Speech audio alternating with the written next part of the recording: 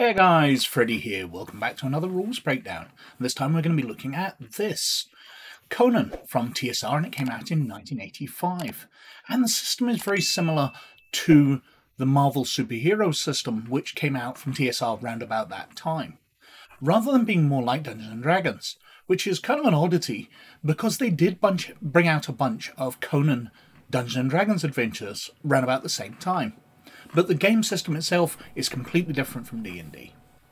Now, it's all based around a resolution table, and rather than using the one in the book, I'm using this one, which was very kindly linked to in the channel Discord, because somebody didn't like the kind of grainy version in the rulebook, so they made out this beautiful clear version. Now, I've pinned that in the Discord, so if you want access to this, please just go on the Discord and you'll find it as the pinned message.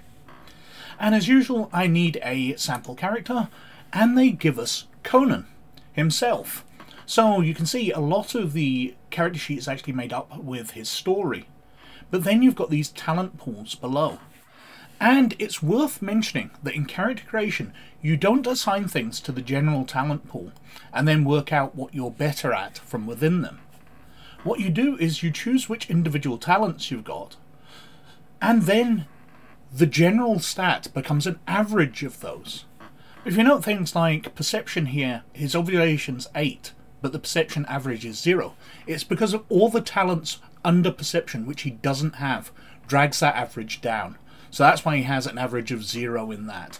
He's just got the one talent, and even though that's at a very decent level, it doesn't drag the average up. But anyway, let's have a look at the rules. And so skills, or talents as they're named in the Conan role-playing game. And these are detailed in the combat section. There's a lot of stuff earlier than that about how to get them and what they are, but actually how to work them is dealt with using talent pools in the combat system. And it's all based around the resolution table. Basically what you're doing is rolling on this table, and if you have no talent, if you're rolling on 0, then you're rolling on this sort of central column. And any colour is basically a success, but the nearer the bottom you get is the higher levels of success. But if you have a talent, then you are adding to it. So looking at Conan, we're going to use his observation, so that's 8. So we're actually going 8 columns up here, and he's got a much larger chance of success. However, if he's trying to do something like he's using his observation on a ship at sea during a big storm, then he might receive a penalty, and the Games Master might decide that it'd be a 5 penalty, so instead of rolling on 8, he'd take 5 away from that and be rolling on column 3. So he'd still have an advantage, but not as much of one. And that's how resisted effects are worked as well. So the person attempting to do something adds their talent, so if you're trying to sneak, you'd be adding your talent, and somebody trying to spot you sneaking would be taking their observation away from it. So if you had a sneak of 5 and they've got an observation of 9, you're going to be rolling on column -4. So they don't have to make a skill roll, it's you putting that into the universal roll. And initiative. Well, that's on page 7, who goes first. Basically you're rolling 1d10 and adding your character's animal reflexes, movement, or general prowess rating. So, looking at Conan, we can see that he has a movement of 5, a general prowess of 3, but he has animal reflexes of 7. So he's going to be rolling 1d10 and adding 7. And it's highest to lowest, so if he gets higher than somebody else, he goes first. However, there is a slight change to this, with extra actions. So your first action goes normally. But if you want to take a second action, then you are rolling on your general animal reflexes or general prowess rating.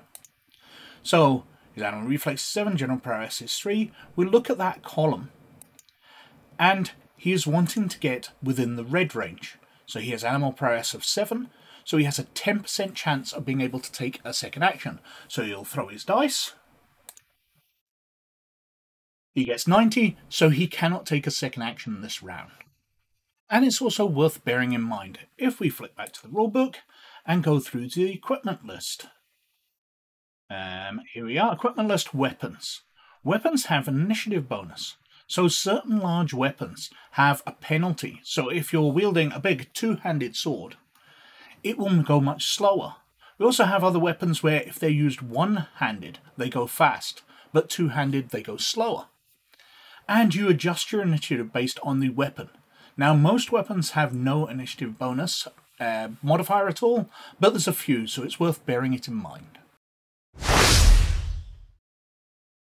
And so combat. Well, while we're on the equipment list, we can see that weapons have a weapon bonus, but this does not affect your attack at all. Also, people can defend against attacks, which you would think would be a contested skill roll and would take off. No, that's not the way it works either. What you're just doing is rolling on the resolution table, because defending actually takes off the damage. And we'll deal with that when we get to it. So, Conan. He has a sword skill of 10. So we are rolling on column 10. He has an 84% chance of hitting. We roll 42. So 42 is in the yellow. So he's received a generally good hit. Now, in some kinds of attacks, if we go way back into the rules, we can see there's more detailed things. But in ordinary melee, we are just dealing with rolling to hit. But we've got other types. We've got brawling, we've got wrestling, rushing and bashing, weapons of desperation, fighting with two weapons, etc. And ranged combat. All of those will handle things slightly differently, so you'll have to read up on them. But on a basic sword attack or melee attack, you're just rolling to hit. And it's as simple as that.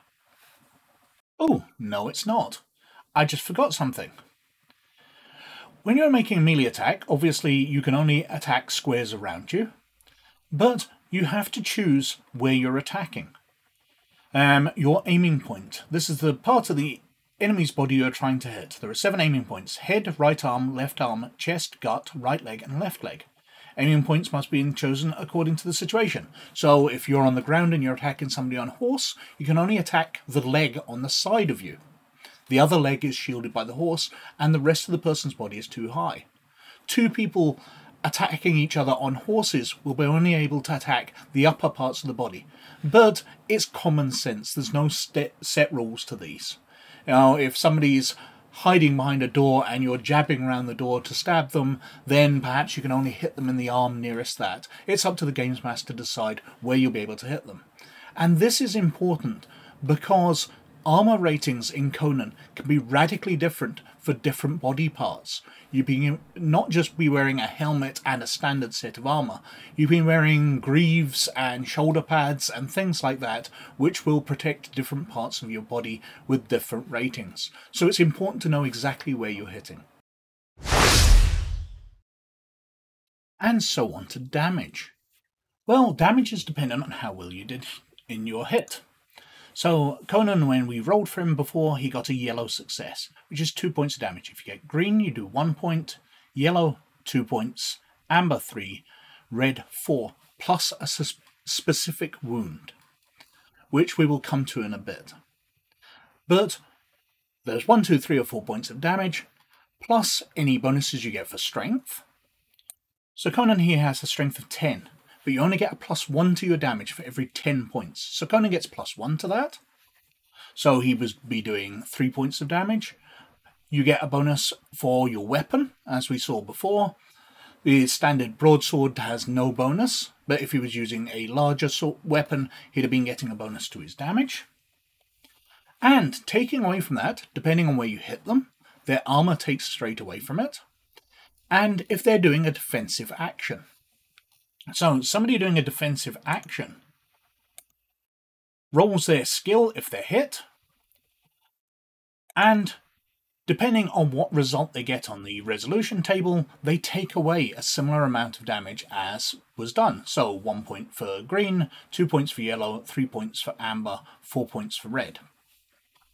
However, taking away from damage can reduce it to 0, but the specific wound is always done. So if you roll a red, you are going to hurt somebody. So what does that actually mean? Well, if we go on to the specific wound resolution table, which is quite a bit through the rules. And we can see, depending on where you hit, you have to make a save. So the person who's rolling on the resolution table, if it's brawling attacks, they hit on the head, they're unconscious, unless they make an orange or red. Chest, they're stunned for 1 turn, any colour to save. Stun 2 turns, or the gut 2 turns, any colour to save. Arm, no effect. Leg, they're knocked down, any colour to save. For weapons, if you're hit in the head, you're dead, unless you save by rolling any colour. You're rolling unconscious, orange or red to save. Unconscious, red to save in the gut. Arm, it becomes unusable, any colour to save. And leg, unusable, any colour but green to save. So if he was hit in the head, we go back to the resolution table, we roll on the table, and what do we get? So we've got 44, so we're basically in green, so he will have saved from that and he won't have died instantly. However, you can see on column 0, there is actually only a 54% chance of surviving it. So getting a really good hit on somebody, even if they're very heavily armoured, can kill an opponent quite easily.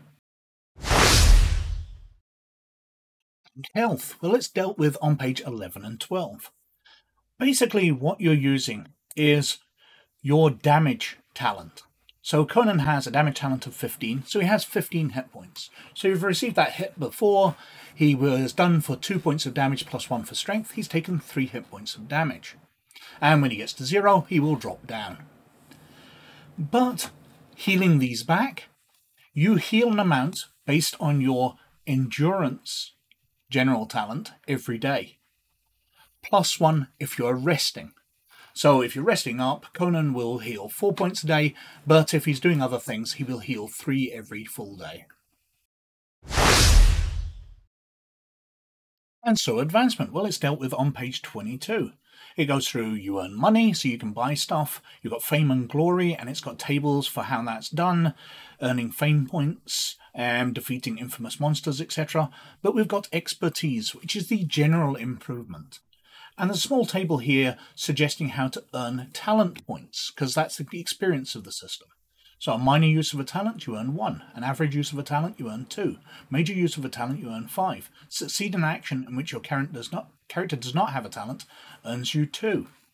And increasing your existing talents costs you a single point. Doesn't matter how high they are. So if Conan here wants to increase his blacksmithing to 4, costs him 1 point. If he wants to increase his damage from 15 to 16, 1 point. Strength 10 to 11, 1 point. The only different time it is if you're buying a new talent which isn't there, in which case it costs 5 points, and you buy it at level 1, so it can be lower than your talent pool. You can actually get worse at doing something from learning the talent. However, for using any talent, you can always fall back on your talent pool. So even if you have a talent at 1 and it's lower than your fight, for example, at 2, you can still use your fight until you spend talent points enough to take that higher and start using that instead. And so, that is Conan. It's a pretty darn good system. I really like the way it deals with things in a simple fashion. There's some complexity in there, there's lots of bonuses. In fact, if I flick through to the sort of combat section, we've got combat modifiers here in the tables section. So you've got bonuses for attacking from behind, for each attacker over 2. If you're in darkness, there's penalties and all that.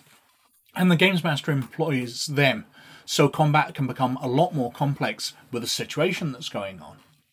But generally, in a straight, normal, face-to-face combat, you're just rolling your talent on the column and seeing if you succeed. The level of success is important for the amount of damage, but you can easily tell if you've hit. And the damage itself is pretty easily carried out with just a few bonuses and a few penalties to take away from it based on armor and if they are defending. Really, really simple system, really, really fast, and quite a lot of fun. But anyway, as usual, I think I've been wittering on quite long enough, and my voice is obviously starting to suffer a bit here. So, thank you very much for watching. Most of all, as always, you look after yourselves, and I'll catch you later. Bye now.